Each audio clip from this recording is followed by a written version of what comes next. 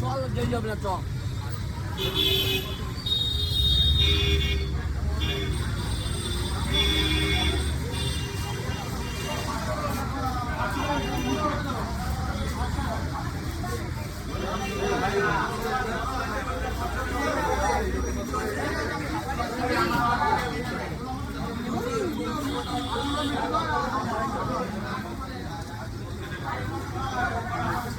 মামনসা মিষ্টির দোকান যেটা আমাদের হাবড়াতে আছে, এটা এখন লক্ষ্মীপুরে আছে। লক্ষ্মীপুর থেকে আমি মিষ্টি নেব, কিন্তু ওই বাবার ভিড়টা দেখো, রাতে হবে।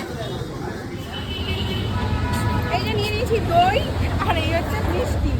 হচ্ছে মামনসার মিষ্টির দোকান, মানে আমাদের ফেমাস দোকান এখানকার, যেটা হাবড়াতে আছে, বাট আমি নিয়েছি লক্ষ্মীপুর থেকে। তো এই মিষ্টি ছাড়া যেটা জামাই ষষ্ঠী চলেই না।